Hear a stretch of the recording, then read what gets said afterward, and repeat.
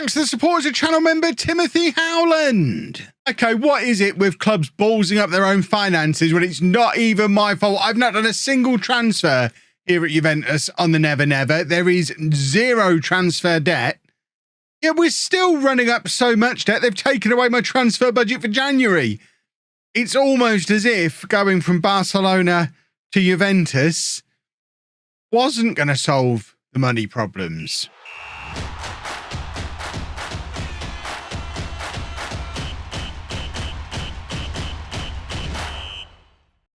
Hello and welcome to Club 5, Part 5 of Non-League to Legend. I'm Kevin. Coming up on today's episode, I had hoped to do January transfers, but we've got no money, so apparently we're not going to. So we'll just play Milan and Lazio instead. Since you were last with me, this is what has gone on. We've done all right. We had a couple of iffy moments. Getting thrashed really away from home against Marseille in the Europa League was a bit of a surprise. And then following it up a couple of games later with a defeat against Sassuolo, the Sassies in Serie A. That was, and the draw against Genoa. But you know what? We're still top of Serie A. So there we go. We are still top of Serie A. We're almost at the halfway point of the season, so we can't complain too much. We're there largely thanks to the goals of Dusan Vlahovic, and I had hoped to be able to sign a striker to complement him and ultimately replace him in this January. It seems easier said than done because all of my transfer budget that I had has been taken away from me. They've reduced my wage budget down to what we were spending. Literally to the penny. They've reduced it down to what I was spending. And the transfer budget has gone to almost nothing as well. And it's all because of this and this. The fact they've got themselves in a financial pickle and the pickle is projected to get even worse. That's despite the fact I've run up no debt whatsoever. I didn't put a penny on the transfer debt back in the summer when I first took over, spending only what they gave me to spend.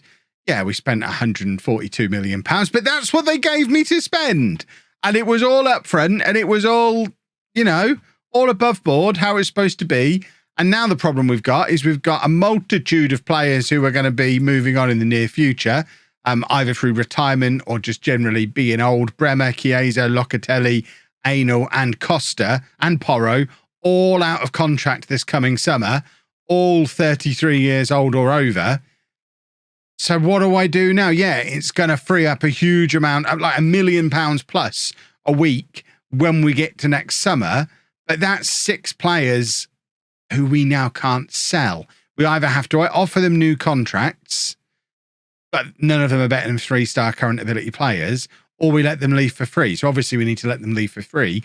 Yes, it frees up some wage budget for us, but our projected transfer budget for next season is only £13 million. So we've got to replace 6 first teamers for £13 million.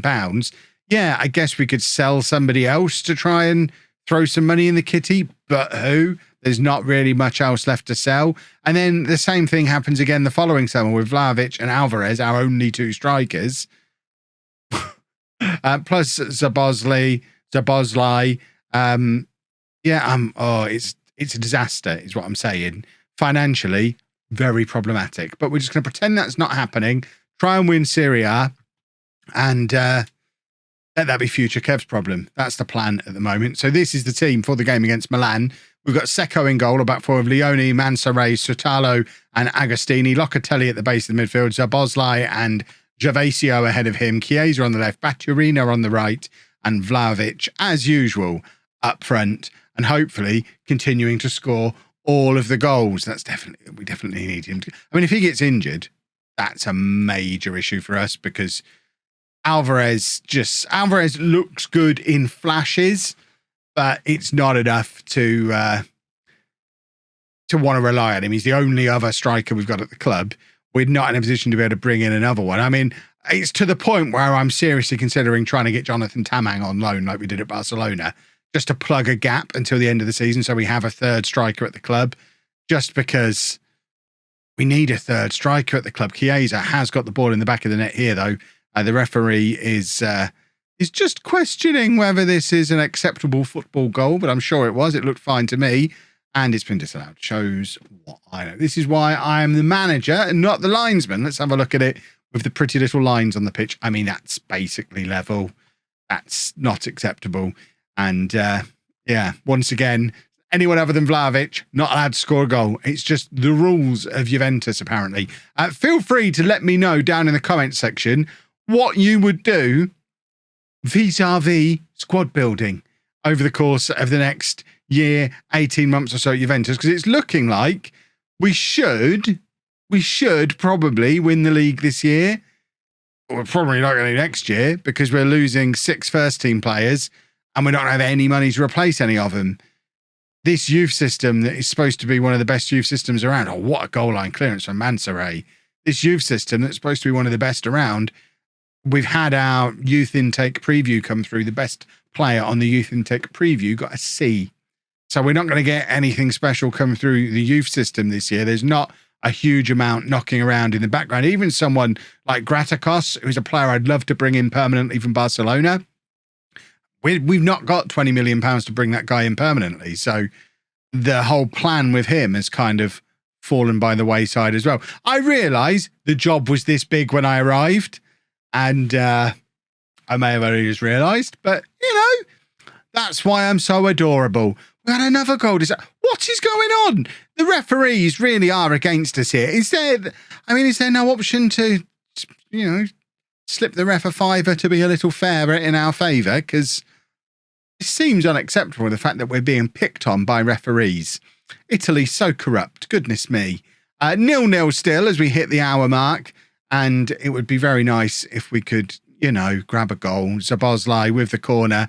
We are usually a threat from these set pieces. Mansoray with the header that ends up going over. And it's looking like a set piece is probably going to be our best opportunity to grab a goal today. And we are going to need to make some substitutions. Maggioni's going to come on at right back.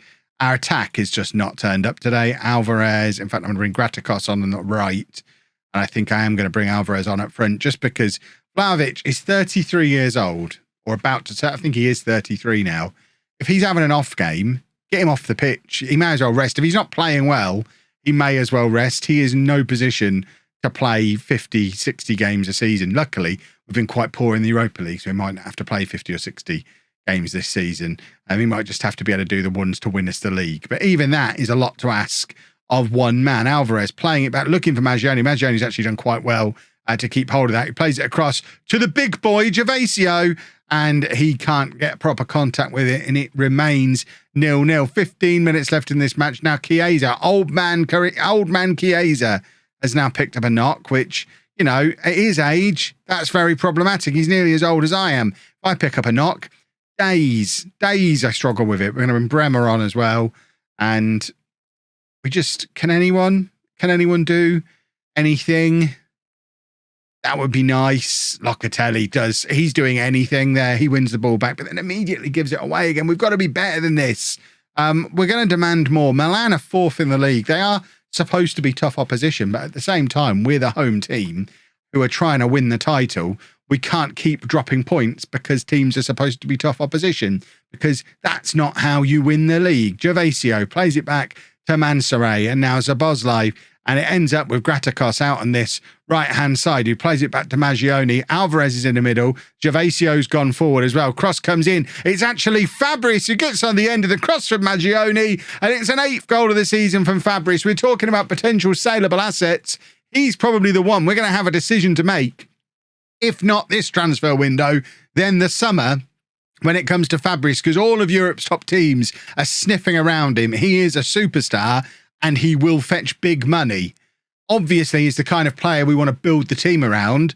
But if there's no team to build around him, we might have to bite the bullet, let him go, and reinvest the money in 4 or 5 players that at least allow us to field a team that's competitive. That's the kind of decision I don't want to have to make. I'm hoping we stumble across a pot of gold somewhere. I'm just not sure where that pot of gold might be at this stage. But Alvarez plays it into Fabris, who's in again, and this time he can't keep the ball this side of the post. It goes wide, and we're on the attack again. We're looking relentless here now. Gratakos on the right-hand side. It's going to be a shame that we're probably not going to make him permanent. Fabris trying to get under it, but doesn't win the header, and it's Locatelli. Now Szoboszlai. Gratakos is in, and it's a very good save from the Milan goalkeeper. There's 5 minutes of time been added onto this one.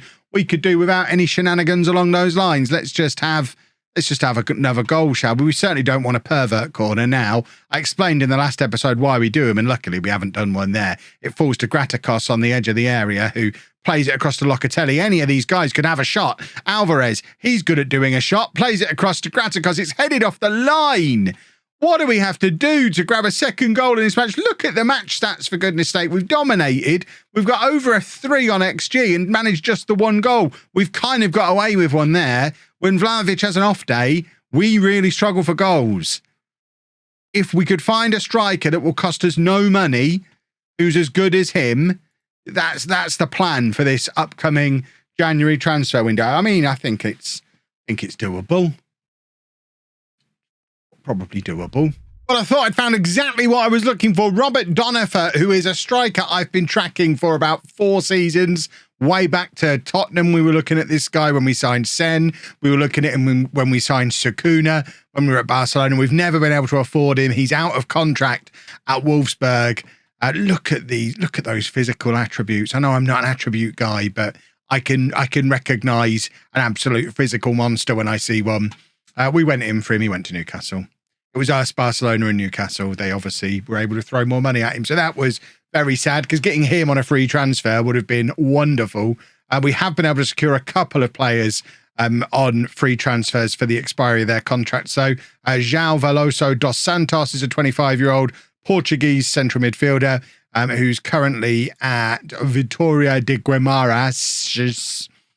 He joins us on a free transfer in the summer. And also this guy, Miguel Angel Ruiz, is a Mexican international winger. We're definitely light on wingers in the squad. Nice, quick winger, Mexican wonder kid. And we'll use one of our non-EU spots, but looks pretty good. I mean, he's got a career average rating of 7.1 and he's only 20 years old. So those two join us on free transfers in the summer. We're not in the financial position to be able to make either of them permanent now, which is unfortunate. And we've also got players who are heading out of the club. Javi Lopez is going to be going somewhere. We don't know where yet. In fact, we're waiting on a work permit for Arsenal, which he'll probably get. So he's going to be leaving us, one of several of the players who are out of contract in the summer. So it's a shame we didn't get Donofer. That would have been amazing. But the two we've got coming in should be pretty good, hopefully. Let's go play Lazio, which supposedly is a football team that exists. So it's Secco in goal, a back four of Lopez, Leone, Sotalo and Porro. Locatelli at the base of the midfield. Boatini and Zabozlai ahead of him. Fabrice and Baturina out wide with Vlahovic up front. We need a better performance from Vlahovic today. It's been like 3 weeks since the previous match, at least a couple of weeks. We've had the winter break. The transfer window has opened. Much time has passed. And we'd just like to pick up another victory, please. Lazio are down in 7th place, so they're going to be looking to get themselves into the European mix. And Inter have had a big win over Roma earlier in the day, which definitely has title race implications. So we could certainly do with a win here just to reassert our dominance as we hit the halfway point of the season. We just want to make it very clear to everybody that we are planning on winning Serie A this season. And I don't think there's any more top players who are out of contract this summer, which is a little bit of a shame.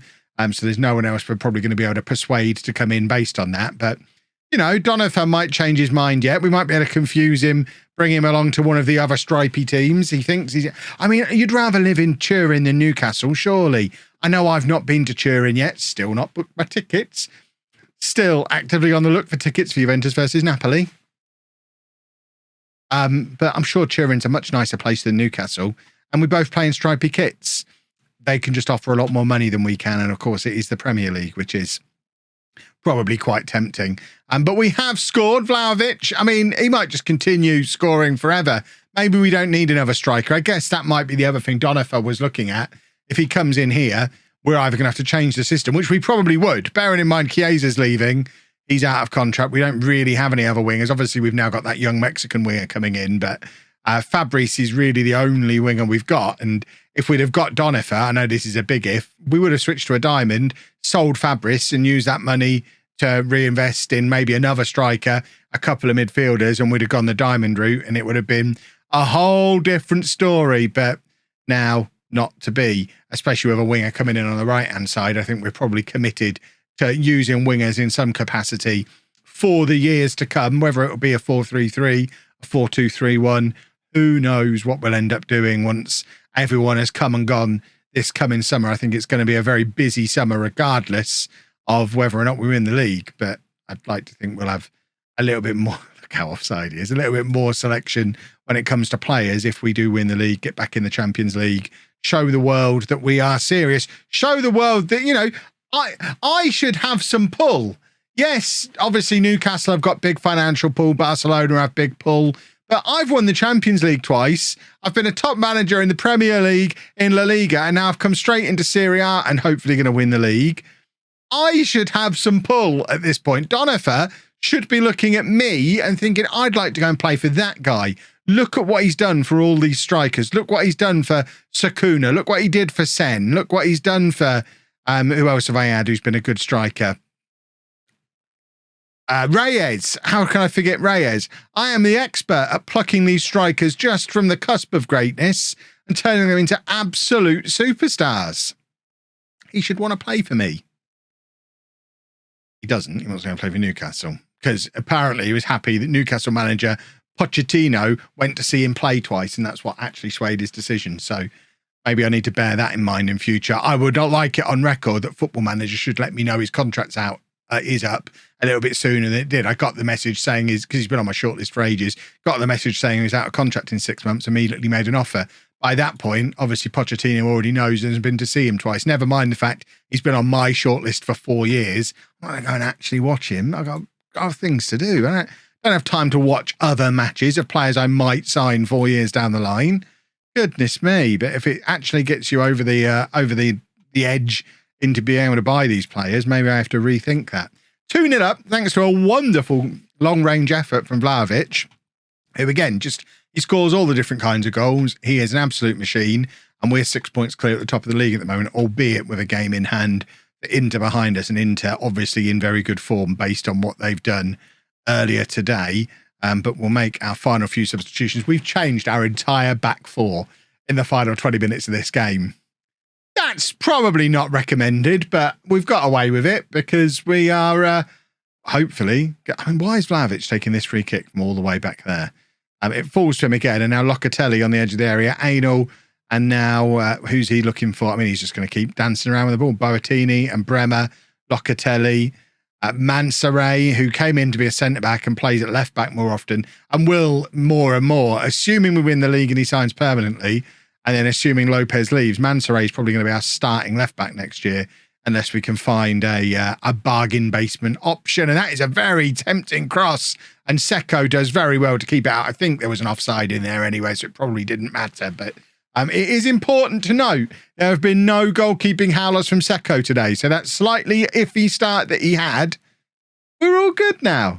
He's now officially a hero. We don't need to ever mention goalkeepers being broken again. I mean, I was setting him up to drop that corner, but no, just going to be boring, just going to catch it, going to be really efficient and good at what he does. So I'm on board with having a goalkeeper who's quite good at keeping goal. That is a lovely Football Manager novelty. But 2 more goals for Vlahovic, a long unbeaten run for us. We're top of the league. We just need to figure out what we're going to do transfer-wise, but that's a problem for future, Kev. We're not going to worry about that.